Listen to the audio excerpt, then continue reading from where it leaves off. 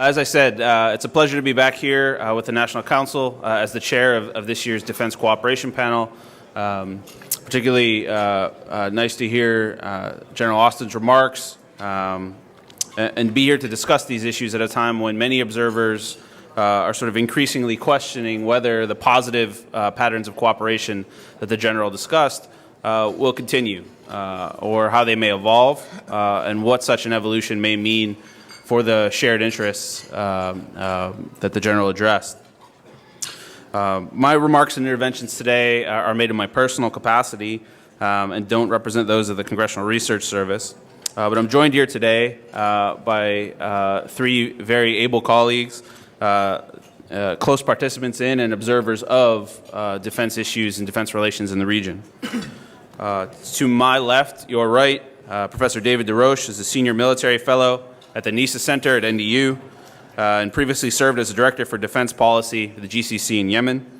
An airborne ranger officer in the Army Reserve, he was awarded the Bronze Star for service in Afghanistan and has commanded special operations and conventional parachute units in addition to serving on the SOCOM and Joint Staff. To my left, to my right, your left, Professor Bob Sharp, the NISA Center's Yemen and Lebanon hand, and former assistant professor for international security affairs at NDU.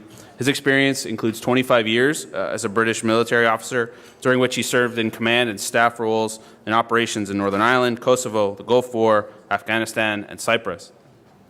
And our distinguished commentator for today's panel, all the way to my left, Dr. Janet Breslin-Smith, whose 30-year public service career includes leadership roles in the Senate, professional military higher education at NDU, where she served as a professor of national security strategy for 14 years at the National War College, chair as the Department of National Security Strategy, and a 17-year career in the United States Senate, working as legislative director for Senator Leahy on national security, foreign policy, and appropriations issues. And as many of you know, most recently, Dr. Breslin-Smith accompanied her husband, Ambassador Smith, to Saudi Arabia during their 4-year diplomatic posting. Before we get fully started, I'll just make some brief observations to sort of frame today's discussion as chair. Overall, I think in spite of headlines, in spite of rhetoric, and in spite of the emerging tensions that many of you are concerned with, I believe that we continue to see more continuity and positivity than change and negativity in U.S.-Arab defense relations. U.S. interests in the region, as the General outlined, remain largely unchanged. And I believe that Arab governments in the region continue to see the United States as an essential, if not, or if often perhaps exasperating presence on the regional security scene. In his recent speech to the UN General Assembly, President Obama underscored the willingness of the United States to use all elements of national power in the region. The General just reiterated that policy statement and described core interests that you're all familiar with. I think as regional developments continue to create complications for the United States and its partners, though, there's a rich agenda for us to discuss today, and I'm sure that, that our speakers will help us do that. For example, in states that have experienced political change and unrest, like Libya, efforts to reconstitute national military and security forces are in their earliest stages. Security officers are targeted by anonymous assailants. Local militia groups remain powerful arbiters on the national security agenda. National authority is contested. International support is often used with skepticism, and a series of complex issues confront the United States and its partners in the region. In the Gulf, patterns of large-scale military sales and weapons purchases continue and have expanded to include planned investments in ballistic missile defense and upgraded air warfare and transport capabilities. Cornerstone U.S. programs of engagement with key regional states like Saudi Arabia continue and appear set to continue with long-term contracts that will carry partnership forward for years, if not decades. Nevertheless, a range of issues have created some dissonance in U.S. security relations with the Gulf, including differences of opinion over U.S. policy in Bahrain, Egypt, and Syria. Coupled with the deterioration of security in the Levant and in Iraq, and the potential for change in the tenor of U.S.-Iranian relations, the forecast for the future may prove more turbulent than the successes of the past would suggest. In Egypt, the change of government has led the administration and Congress to conduct a thorough and ongoing review of current assistance. rather than the widely reported wholesale change in content or a fundamental break. But it remains to be seen how Congress and the administration will choose to act concerning appropriations for future assistance, most immediately for the full year appropriation for FY14 and next year's appropriation, and what steps Egyptian authorities may take to respond to what they've described as, quote, turmoil in an important and long-established partnership. As I said, to address these issues, we have a fine panel assembled here today. We'll start with Professor DesRoches, and if you could either address from here or up here as you prefer. Thank you.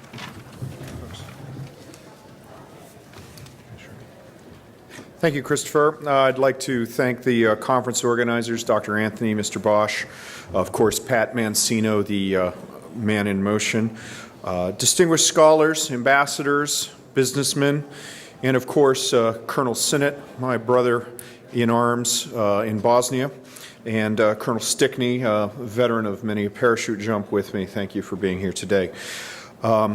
I also do not speak for the United States government, for the National Defense University, for the U.S. Department of Defense, and indeed probably not even credibly for myself. So these are not official comments, but rather my observations. I'm going to speak about arms sales in a time of transition. General Austin spoke about the importance of building partner capacity and protecting our lines of communications. The Central Command 10-year strategy, which was just released in the past month, emphasizes these points. What this means in practice are two things. First off, that the United States is retrenching somewhat, but secondly, the United States will maintain an interest in the Middle East, particularly in the Persian Gulf. And that pivot, the much spoken of pivot, a pivot requires you to have a point that you sit down on that is between where you're pivoting from and where you're pivoting to. And that pivot point, I would argue, is the Persian Gulf. If you look at the U.S. force laydown after 2014, after Afghanistan is there, from Germany to South Korea, the largest basing of U.S. forces will be in the countries of the Gulf Cooperation Council. Another thing that we'll see in the area, of course, is the rapprochement in Iran. My colleagues at the NISA Center have often criticized me for lapsing into French in times of stress or fatigue. So I wish to point out here that the English word for rapprochement is rapprochement. The rapprochement with Iran is a fact, but as Prince Turki showed you, it is not one that is universally greeted with acclaim in the region, and it will require careful diplomatic messaging, something with which the United States has proven adept in the past. Wait for laughter. Thank you. Thirdly, there's instability in Syria, Egypt, and Lebanon, as well as other places. This instability, will not get better. It may burn itself out, but it will not get better on its own. And it's a condition. It is more likely to continue than it is to come to a happy resolution. So it's something that we are going to have to manage and seek to mitigate.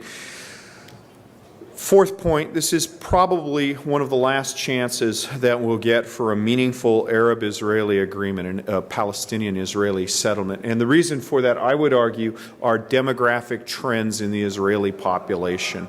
The traditional population in Israel that, it sees itself Western-looking, that harkens back to the Ben-Gurion ideals, they are becoming a smaller and smaller percentage of the Israeli population, and it just doesn't look good. Meanwhile, the situation in parts of the Palestinian Authority and Hamas-administered territories are just not getting better in the way that they should.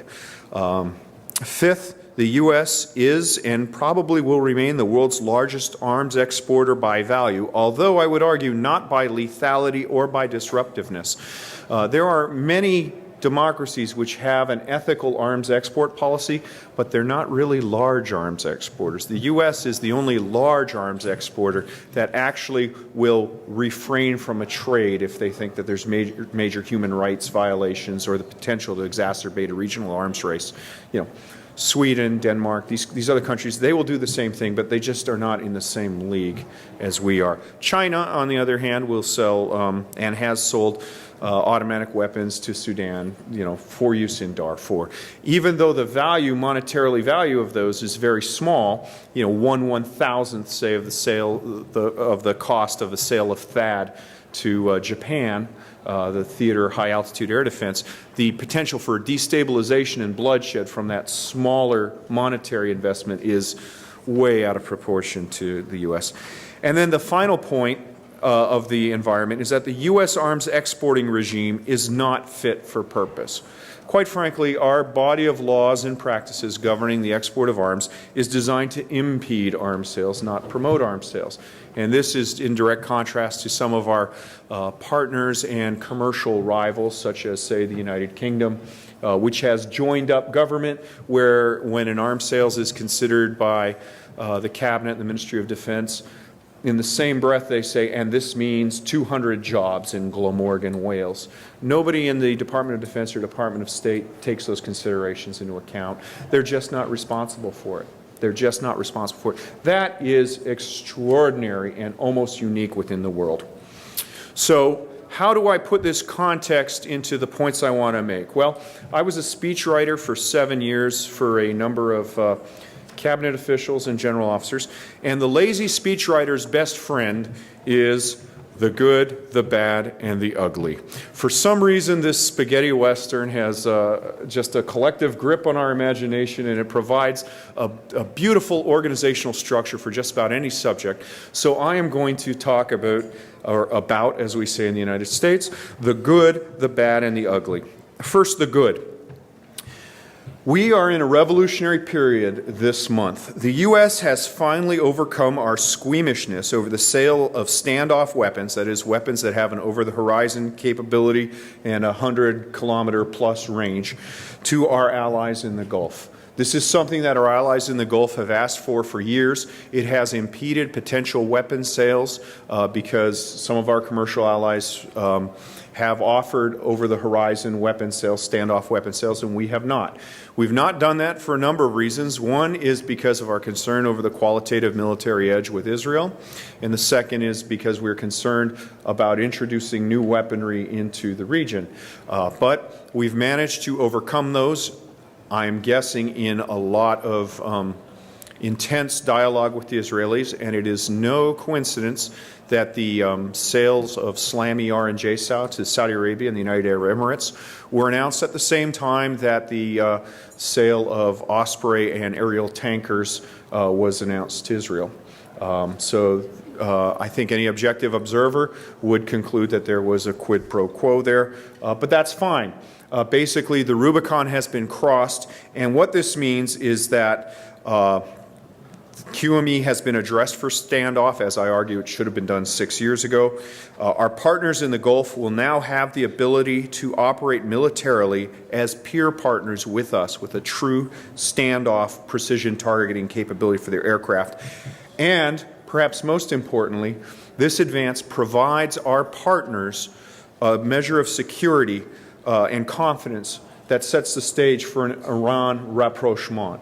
If our diplomatic task of engaging Iran would be much, much, much more difficult if we did not provide these concrete levels of security assurances that are within their realm, not a promise that we'd use. It's something that they can use if we did not do that. So this, I think, will go a long way towards allaying some of the concerns expressed by Prince Turki, inshallah. And what we've seen from this is that partners who have not had a major interest in buying U.S. weaponry, particularly through the foreign military sales system, are now becoming interested. So I've heard rumors that Qatar may move from purchasing French major end items, which in times of crisis allows you to be militarily interoperable with the French, which means if you have a crisis, you just have to wait about 40 days for the Charles de Gaulle to sail from Toulon, fix their propeller, go back to Toulon, put in a new propeller, sail again, and then you can interact with your ally there with the Rafale. We're also hearing rumors of Kuwait weapon upgrades, which may be major U.S. weapon systems. The Saudi F-15 deal, which is a groundbreaking deal in its terms of magnitude and in terms of tying our military culture together. The most important contribution, I would argue, of the Saudi F-15 deal, which was announced 2 years ago, is that we now have another generation of Saudi pilots who are going to learn English. And the importance of that cannot be underestimated. And the Royal Saudi Air Defense Forces modernization. This is a really good move. What this means is that rather than buy new missiles, the Saudis have chosen to spend some serious money to upgrading their existing missiles, bringing them up to spec. And I think it reflects the priorities that we've seen under King Abdullah, where there's been some shifting of emphasis towards sustaining capacity that's already there rather than buying new weapon systems.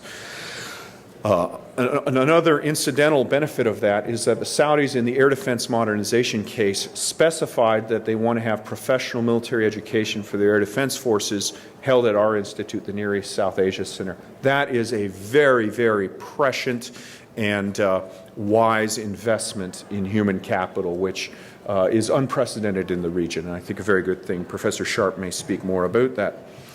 Now let's talk about the bad. And since this is America and we have a culture of introspection, almost all of my bad stuff will deal with the United States.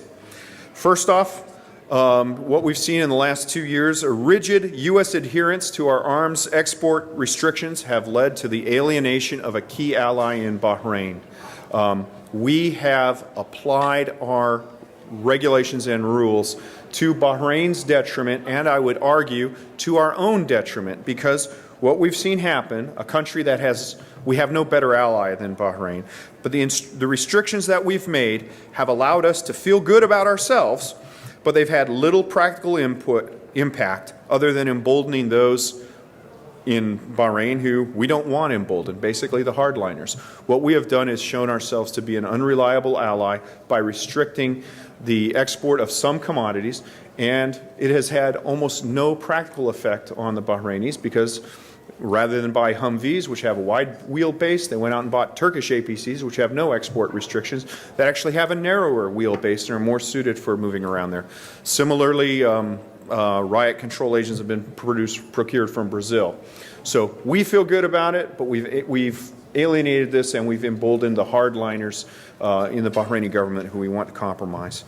Not a good thing. And we've done it through an overly aggressive interpretation of our laws. The second ugliness is, in direct contrast to this, the amazingly flexible interpretation of U.S. laws in the case of Egypt, or as I call it, the coup that dare not speak its name. Prince Turkey, were he here, would probably slap me for that, but I don't know how an objective observer could describe it otherwise.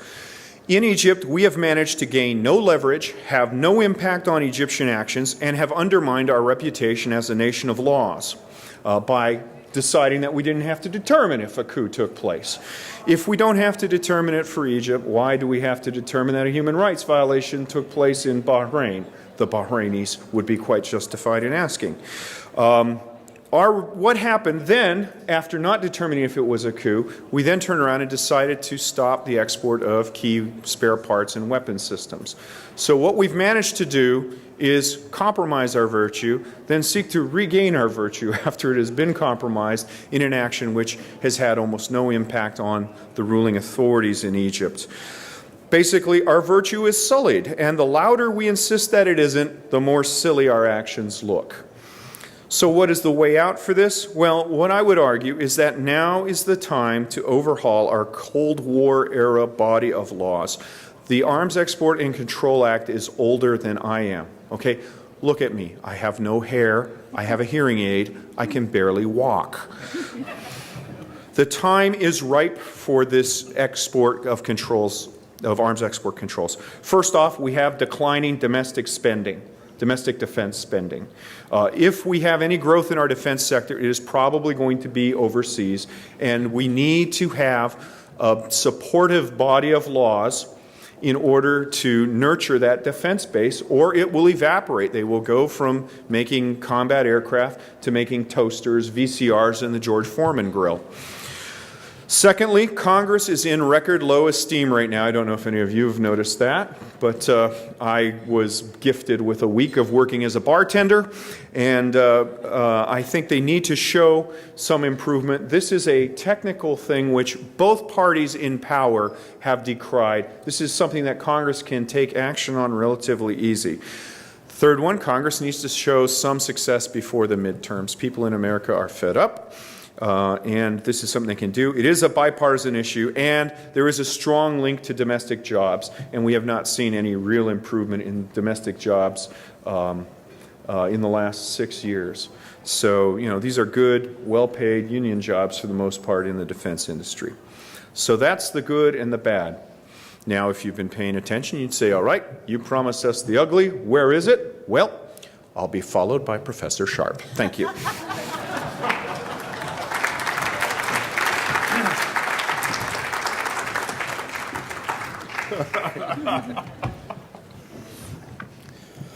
Outstanding as always, my friend, my late friend, Dave DesRoches. Thank you. Thanks to the National Council for the invitation and for putting on a great event, again, which they do every single year. Also, best wishes to my fellow speakers and moderator, apart from my late friend, Dave DesRoches. Like most people, I speak for myself, not for the NISA Center where I work, the Department of Defense, or our government. But the words I'm going to say today were recently published in an article in the Small Wars Journal of the 17th of October. And the title is, Call Them Sticks and Carrots, or Direct and Indirect, or Hard and Soft Power Approaches. Either way, we are at a strategic inflection point. And I would ask you to consider whether you think there is merit in the words I'm now going to share with you. Now, since September of last year, I have traveled to Yemen and Qatar, Lebanon, Afghanistan, Israel, Jordan, the United Arab Emirates, and also to Palestine, both Ramallah and Jericho, in my capacity as a professor at NISA. And many of these countries are entrenched by their history, which, of course, is something that we need to understand. Very much a point made by General Austin. I've also been involved in several programs run by the NISA Center here in Washington, D.C., where about 6 times a year we gather 2 representatives from each of the countries that we're responsible for over a period of about 2 weeks, and we brainstorm security issues. And we do that under conditions of academic freedom and also Chatham House rule. So we can say what we want and no one quotes us on what we say, and in so doing we discuss and share our experiences.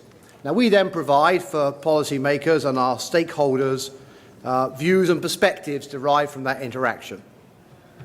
And so, using General Austin's words from earlier today, as a point of reference, we are involved in developing strategic leverage and also gaining local knowledge and applying that to our informed view of history. Now, our area of responsibility broadly covers CENTCOMs, and we are arguably their line of development for education. And in most of my engagements, we have been involved in developing security sector or professional military education. But while I've been traveling and when I've been listening in the classroom and talking, I've reflected on sticks and carrots, direct or indirect, hard and soft power approaches that we have employed as our foreign policy. And as we draw down in Iraq and Afghanistan, I've come to the conclusion that our sticks, our hard power, which we generally execute directly, are becoming increasingly lethal, and that our carrots, our soft power, which we execute generally indirectly, are looking, well, I would say, a little limp and maybe even a little bit rotten. And I sense that we're at this strategic inflection point where we need to boost our carrots, our indirect, our soft power approaches. Otherwise, our global influence will further wane from where it is now. So consider the case study of the so-called Arab Spring. In my view, it's not strictly Arab, nor is it a season, much less a spring. My travels and reflections convince me that we are witnessing what I call a worldwide human transition. Putting it in Huntington terms, it's a clash of have and have-nots, and those clashes have been ingrained in history. Mass protests in Europe and Turkey and indeed Brazil, and you could argue the US Occupy movement, demonstrate this is just not Arab. And labelling it for them doesn't help either. So in Western democracies, where rights are backed up with value for human dignity, rule of law, the transition is occurring relatively peacefully. In the Arab world, the transition is being managed, in some cases very intelligently, by countries that I would describe, although not necessarily name, as benevolent monarchies.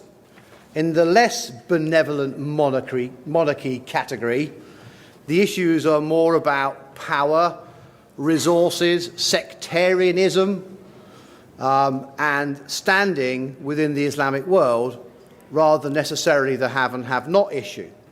Arab republics have experienced the most unrest and are the ones where the most work is needed and where the most change can occur and most remain vulnerable.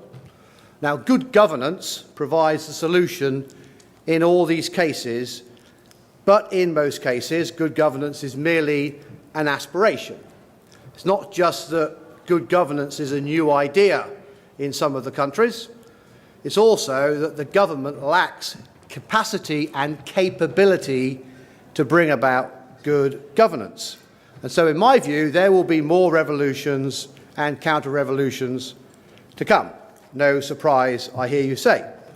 But our engagement, I would say, with these countries has been less effective than I think we would have liked. And I believe it's because we have actually reduced, or we have at least appeared to have reduced, our ability, our competence, and our capacity to engage and gain trust indirectly with carrots as soft power. So US foreign policy is seen by some in the region as the key catalyst for the so-called Arab Spring, particularly among those who do not like the outcome. But as furloughs, sequestration, and the drawdowns indicate, the US government will be expected to do more with less. And most Americans are war-weary following Afghanistan and Iraq. Our financial woes, as reflected in our current governance challenges here in Washington, have somewhat bemused colleagues from overseas, not least of all colleagues who live here. Add to that leaks and exposures derived from what I would call naive and malign actors like Assange, Manning, and Snowden, and suddenly you draw the strands together very quickly of substantially diminished trust and thus influence. Many in the region are crying out for our support, but we cannot and will not deliver enough as far as they are concerned. Now, I believe that what the NISA Centre does, and it's not an advert, although if you think it is, fine, we are warriors of the mind, and our weapon is critical thinking, ultimately leading to countering of terrorism, which is an outcome for a carrot, indirect, soft power approach. And we build partner capacity and we build relationships over the long term. And quite often we have used an approach derived from professional military education to shape the conceptual thought process for our key partners. And we use terms like andragogy, adult learning approaches, Bloom's taxonomy for writing learning objectives within curriculum, and we advocate Socratic questioning as an approach to generate critical thinking. And we are constantly fostering these educational approaches because we believe our regional partners benefit from the critical thinking derived, and indeed we are invited so to do it. So it's a carrot, indirect, soft power approach, all done on an annual budget that is equivalent to what it costs to buy just one F-16 fighter jet. Now, our military is the most used instrument of hard power, direct power, the stick approach. But our forces are concurrently being restructured for savings and also for drone cyber war with an emphasis on strike through precision power projection. And most of our soft, or some of our soft capability is being stripped out as budgets compress, despite the evidence that this move is unwise. And so I posit a point which I think is counterintuitive for policymakers, I fear, that as we become more kinetic and direct and capable in our approaches, the more we need to significantly increase our indirect, carrot, soft power approaches which are complementary, not a competition. And the origins of the so-called Arab Spring suggest to me that solutions rest in soft, not hard power. It's about people, and ultimately we need both sticks and carrots to remain relevant as the sole superpower, but applied in the right balance of hard and soft, direct and indirect. As our sticks become more lethal, our carrots need to become ever more tasty. And I believe that we are at this strategic inflection point right now, and I urge a rethink of the balance between the direct, indirect, stick and carrot approach. And if we don't do it, I think our influence of trust will further wane, further than it is already. And if we don't pick it up, then people like Russia, China, Iran, dare I say it, the French, the Europeans will do it on our behalf. And so our fixation, arguably, with kinetic approaches is not the right basis for our engagement, although I freely accept that the sole superpower does need to have credible sticks and occasionally use them. But boasting our indirect engagement is key to be successful in the way we balance our foreign policy, and I'd be delighted to take your questions at question time. Thank you.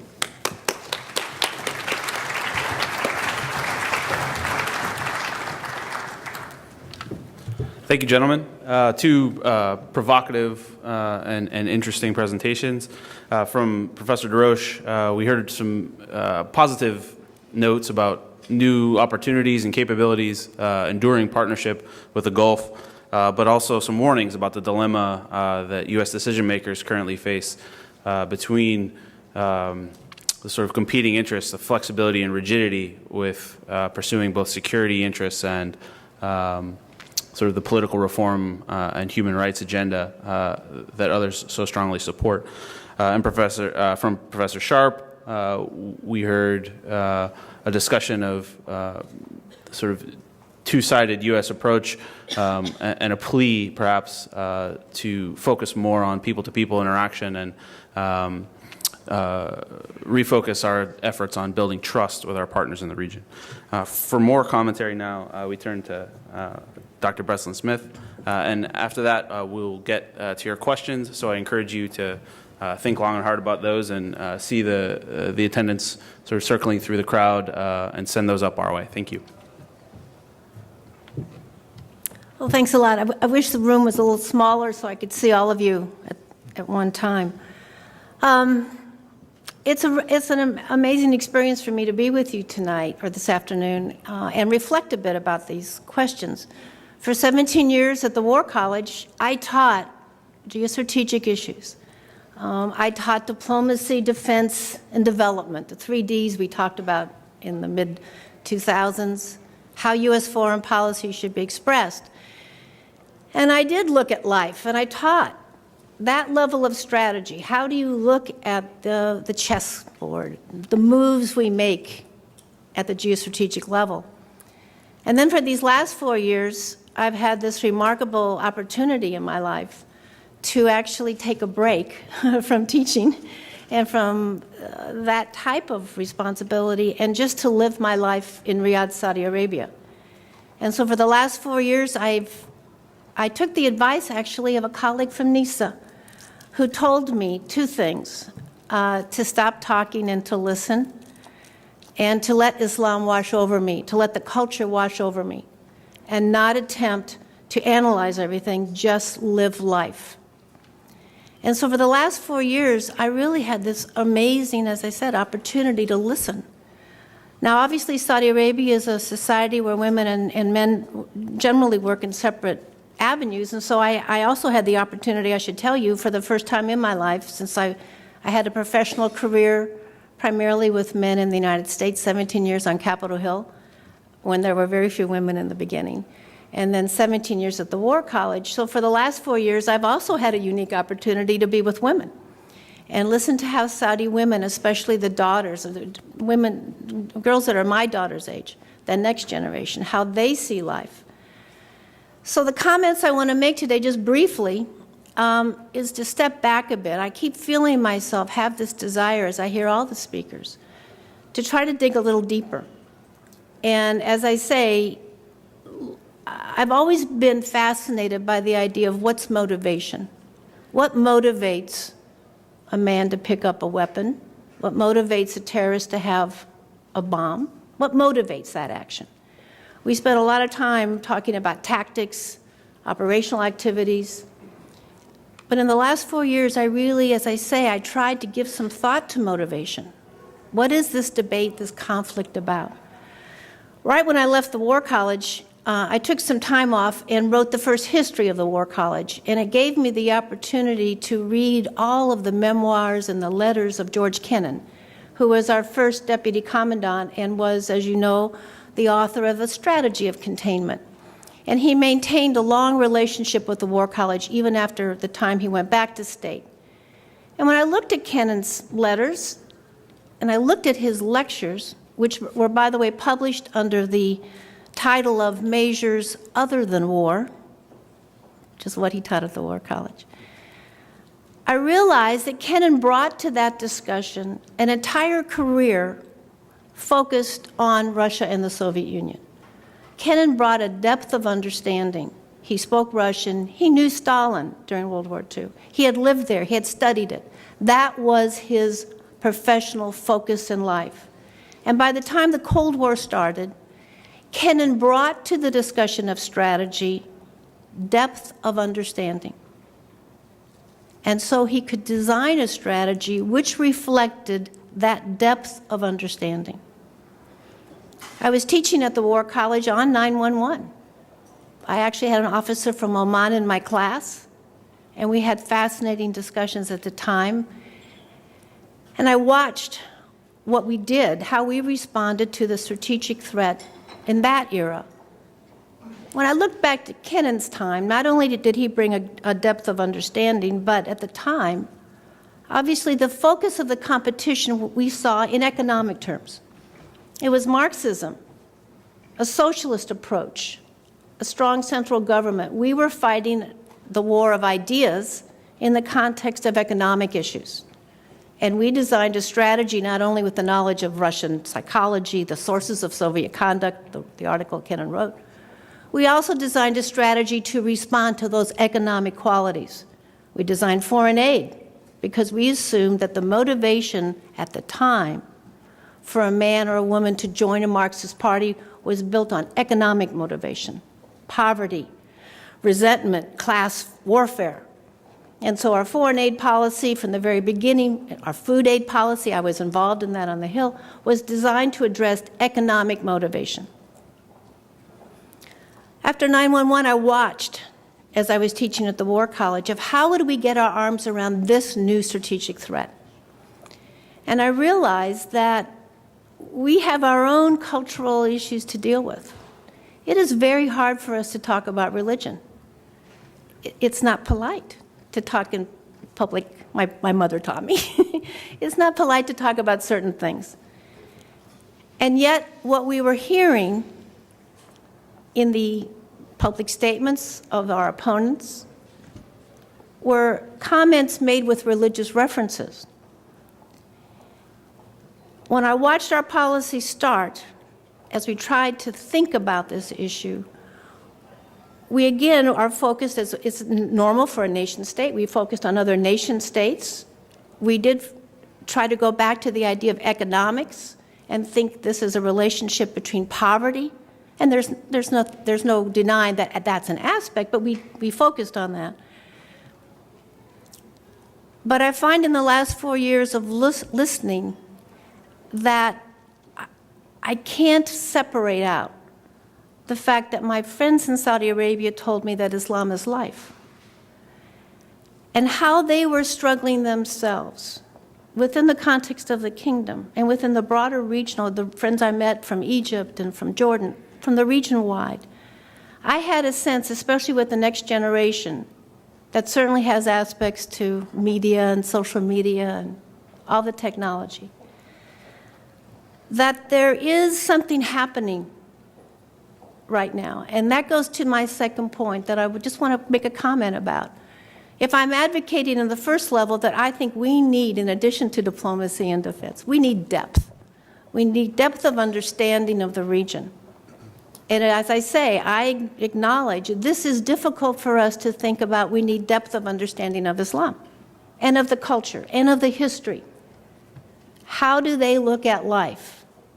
That was my goal. I wanted to, even for a brief few moments, look at life through a Saudi woman's eyes. How does life look to me? I wanted to have an appreciation of that because cultures are different. We have different ways of addressing issues, different ways of raising our children, different ways of thinking about family. All these things have an impact on decision making. But I also think it's time for a depth of thought in general in the region. And again, my sense of this is, for this next generation of young people, there is a yearning for the culture in the region, for the religion, for the scholars, to come to grips with these major questions of humankind. And the most basic one, and I was talking to the ambassadors today in the region about this, how do groups of people get along with each other? How do men and women live next to each other when they do have different cultures, even within the context of the region? Is there an opportunity right now within the region to think in more deep ways about various approaches to governance within the context of the culture? Different approaches in my own field to macroeconomics. Macroeconomics, the ability to attract private investment, the private sector, in those countries that don't have oil resources is the issue of the day. If you just look at the information on the Twitter account Rebel Economy, you will see a sad tale of Egypt's economic performance, regardless of who is in charge. That aspect of depth of thought, of dialogue, when King Abdullah talked about dialogue, I think he touched something. Dialogue within the Muslim community and dialogue across cultures. I had the honor to attend a number of these sessions in Riyadh, where there's a national commission on dialogue. And I think I took advantage of it 3 times in the years we were there, of really in-depth discussions among women, in our case, deep discussions of these questions. Recently, the king has been more outspoken about this question within the Muslim world. Dialogue. Because as Prince Turki mentioned today, there is great pain in watching Muslim kill Muslim in Egypt, in Syria. And it's happening, obviously, in Egypt, too. This challenge of the time, I think, requires, and is asked, there's a yearning to really intellectually engage. So my final comments about this is, we do have a mature defense relationship. We do have traditional avenues of expressing foreign policy in diplomacy, defense, development. What I'm asking for, in some respects, my Tea Party friends would be so happy, I'm asking for a cheaper alternative, which is depth of understanding. To truly think in a more profound way about these basic issues that face all humanity.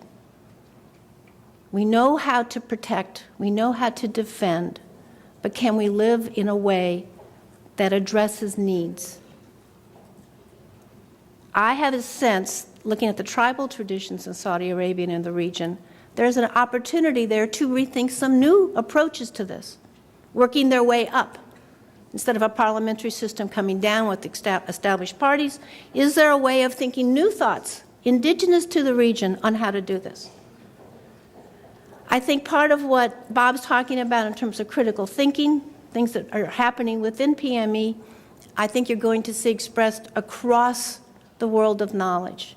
Because with iPads and social media and online courses, the opportunities for these issues to be accessed across the world are increasing. So I guess what I want to leave you with is the relationships that we have at a defense level, mature, they will have ups and downs. The need now, to me, is to try for both of our, for the United States point of view and for the region itself, is to try to do what I did, what I had the opportunity to stop for a moment, take a breath, think more deeply about, in our terms in the United States, our own issues. I worked in the Hill for 17 years. I worked in the Hill at a time when we had bipartisan cooperation. My best friends were Republicans, and I worked for a Democrat. I come back now, and no one seems to be talking to each other at all. I think it's a moment of reflection and for us. But I also have high hopes, actually, that this is a unique moment for reflection within the region. Thanks so much.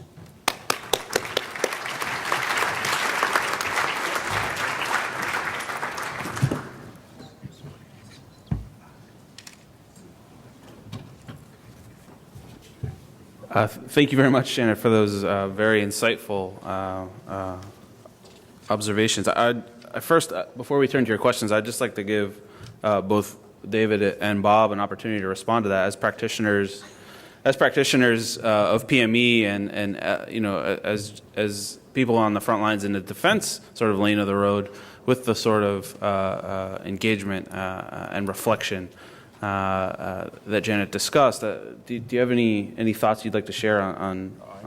I concur with her views. I would just say you can't have deep engagement and understanding without first having shallow engagement and understanding. And whatever it takes to get your foot in the door is what it is. In this time of diminished U.S. budgets, they have to pay for the engagement. What they seem to be paying for is professional military education.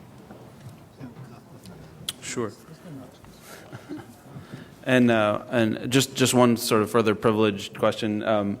You spent a fair bit of time on Capitol Hill. David sort of fleshed out this sort of tricky path we try to walk between rigidity and flexibility, and making sure that what our political system and our democracy sees as the needs that it wants expressed in foreign policy are in fact addressed in our foreign aid and our defense relationships. What's your view of this current moment where folks, you know, like Senator Leahy and others, are really grappling with the way forward and how to walk that balance between meeting our needs, understanding what the needs in the region are at a deep level, and making sure that that's translated into our defense policy going forward? I've only, well, I don't know if this works. Does this work? I've only been back in the United States about a month, so I haven't talked to him yet. But I know that it's an easy hit on the Hill to attack foreign aid. And again, I guess what I'm trying to propose is a deeper thinking about what is it we're trying to do. Some of these issues, I guess what I'm arguing to you, does not involve money. Mm-hmm. This is not a question, again, this is not the Cold War, as you said. Much of the legislation, oh goodness, much of the legislation that we worked on in the 70s and the 80s were reflecting the time, the era, the competition with the Soviet Union. Sometimes I have the feeling on the Hill that they're just dancing so fast, working so hard, watching 24-hour media, that again, it's hard for them to stop long enough and say, where are we right now and what do we want to do? When I was working on the Senate Agriculture Committee, we rewrote all of our food aid legislation because we decided that that era of our our own agriculture policy had changed. We actually had very active trade. We only now would give farm aid, food aid, when there was a famine, not to stimulate trade.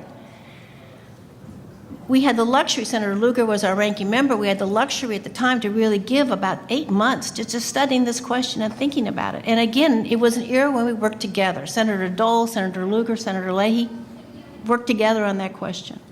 So I guess my answer to you is that if I could give a wish to the Hill right now, it would be to take the furlough a little longer, stay home a little longer, do some reading and do some thinking. And if I had one other wish, it would be to have dinner together with your colleagues from the other party.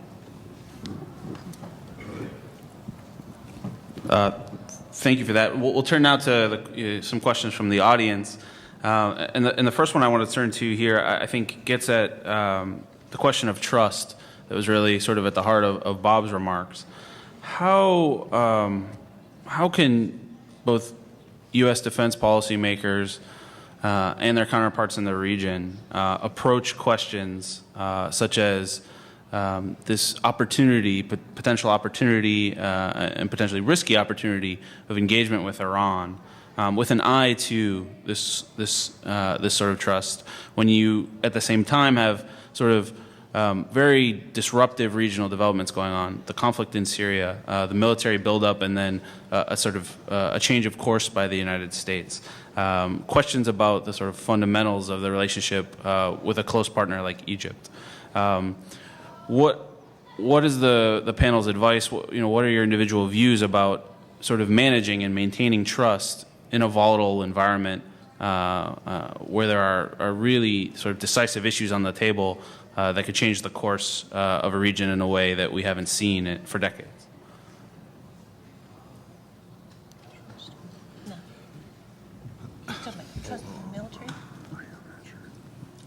Well, I'd be delighted to be able to answer that. I think that's a very, very hard answer.